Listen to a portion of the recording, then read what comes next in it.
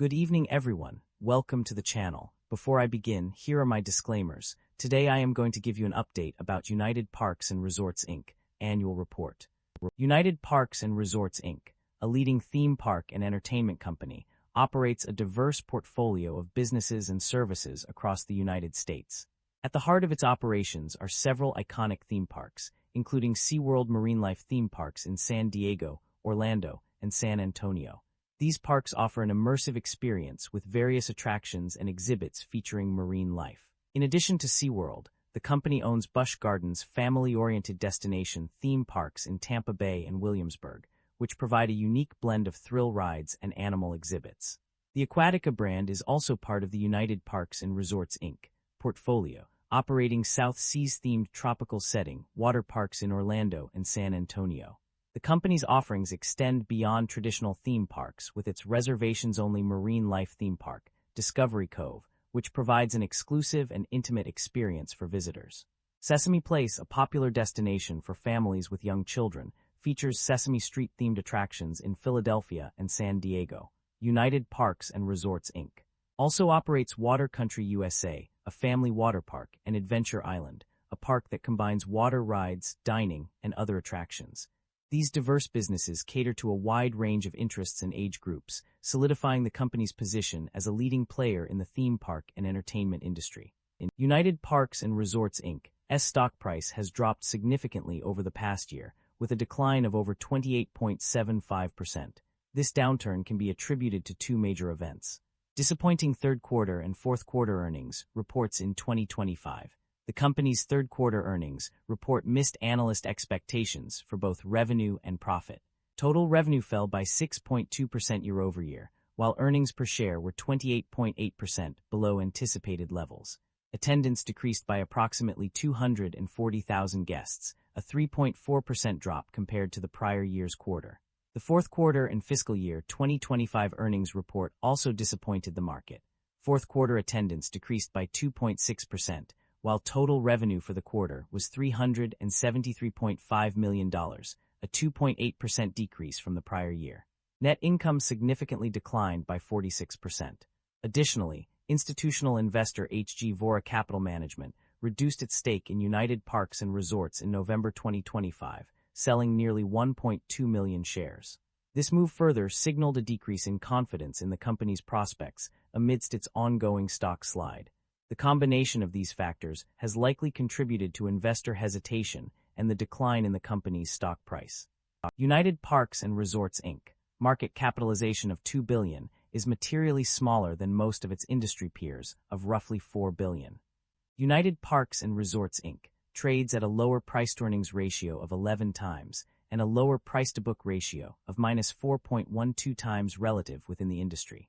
This suggests a potential market detachment, as United Parks & Resorts Inc. trades at discounted levels while the broader industry remains fairly valued, warranting deeper fundamental analysis. The company exhibits a very high leverage profile, with liabilities accounting for 118% of total assets.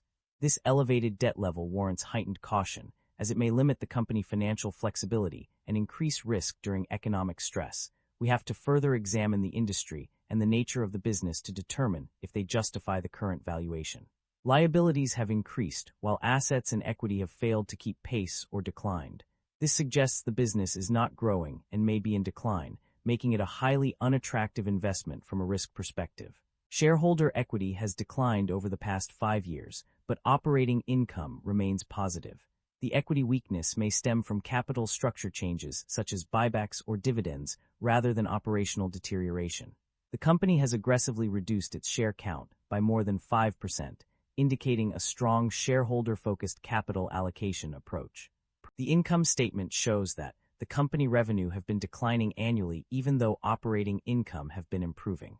Although the drop in revenue is concerning, we can tell that management have been able to reduce cost. The primary drivers of revenue growth or decline can be identified through an examination of the company's financial data. One key factor is deferred revenue, which decreased by $9,330 in 2025 compared to 2024. This suggests that the company may not have met its expected performance obligations, leading to a reduction in deferred revenue. Another significant driver of revenue growth or decline is admissions revenue, which declined by $55,244 in 2025 compared to 2024. This decrease can be attributed to various factors such as changes in consumer behavior, increased competition, or economic conditions. In contrast, food, merchandise, and other revenue showed a slight increase in 2024, but decreased by $6,498 in 2025. The overall trend in total revenues also indicates a decline of $62,742 from 2024 to 2025. This suggests that the company's revenue growth has slowed down or even declined in recent years.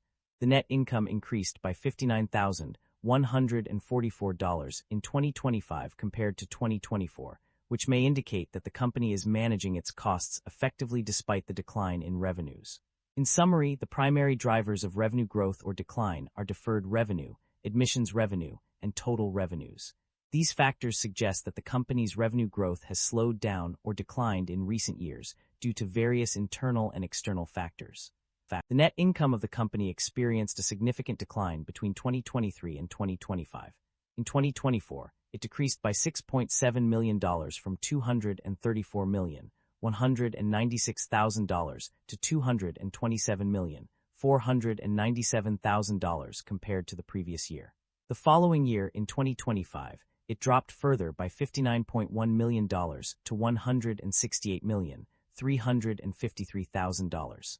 The decrease in net income can be attributed to a decline in profit margins. Although not directly provided, it is inferred that the drop in net income is likely due to a reduction in profit margins. The data shows that operating income decreased by 21.1% from $463,291 in 2024 to $365,436 in 2025. Several factors contributed to the decline in profit margins. Increased costs from tariffs and trade restrictions, higher borrowing costs, and potential inflationary pressures on construction and maintenance costs were some of the key reasons. Additionally, the company's failure to adapt to changing consumer preferences, inability to fund theme park capital expenditures, and investment in future attractions and projects also played a significant role. Furthermore, public health events, inflationary pressures, labor shortages, and supply chain disruptions further exacerbated the decline in profit margins. These factors collectively led to a decrease in profit margins from 16.8% in 2024 to 13.6% in 2025. The company's debt level has undergone significant changes. According to page 65, total liabilities increased from $2,573,578 in 2024 to $2,616,274 in 2025. Additionally, page 80 notes that the debt level changed significantly due to an increase in total liabilities and stockholders' deficit. Furthermore, page 52 indicates that long-term debt has increased from $2,248,019,000 in 2025 compared to no previous year's value provided. Regarding interest expenses, there is conflicting information. However, some pages suggest a decrease. For instance, page 47 states that interest expense decreased by $33,622, 20%, from 2024 to 2025. Similarly, page 48 notes the same decrease of $33.6 million, 20%. Page 51 also supports this, showing an interest expense of $134,140 in 2025 compared to $167,762 in 2024. In summary, while there is some inconsistency regarding interest expenses, it appears that the company's debt level has increased significantly, and interest expenses have decreased by approximately 20% from 2024 to 2025. The theme park industry experienced a mixed performance across various segments and regions in the recent year. On the positive side, Busch Gardens and Sesame Place theme parks showed strong results, while the international market in the Middle East also performed well with the opening of SeaWorld Abu Dhabi. Additionally, in-park per capita spending increased by 1%, indicating a rise in consumer spending within the parks. However, other segments and regions struggled to keep pace. Admissions revenue declined by 6% and $56.2 million, while food, merchandise, and other revenue decreased by 0.8% and $6.5 million. Furthermore, attendance dropped by 1.8% and 378,000 guests, indicating a decline in visitor numbers. These negative trends suggest that the industry faces challenges in terms of attracting customers and generating revenue from various sources. Management's outlook on the company's strategy can be gleaned from various sections of the annual report. One key area of focus is cost savings and efficiency initiatives, which are aimed at strengthening the business and improving guest experiences through technology investments. In terms of capital expenditures, management expects to fund them through operating cash flow, with potential consideration of other financing transactions depending on market conditions. The company's debt and capital structure also play a significant role, as it is senior secured credit facilities with lenders that come with certain covenants limiting additional indebtedness or dividend payments. Management is also actively engaged in tax planning and strategy, monitoring changes to tax laws and regulations that may impact the business. Furthermore, the company has a share repurchase program in place, intended to enhance long-term stockholder value. Overall, management's approach appears to be focused on prudent financial management, strategic investments, and shareholder value creation. SeaWorld Entertainment, Inc. has made several significant acquisitions and divestitures over the years. One notable acquisition was in 2009, when SeaWorld acquired 100% of the equity interests of SeaWorld LLC and SeaWorld Parks and Entertainment LLC from Anheuser-Busch Companies, Inc. In addition to this major acquisition, SeaWorld also partnered with Merrill Asset Management LLC in 2016 to develop SeaWorld Abu Dhabi. However, there is limited information available on another acquisition mentioned, which occurred through HP purchase, but no details are provided.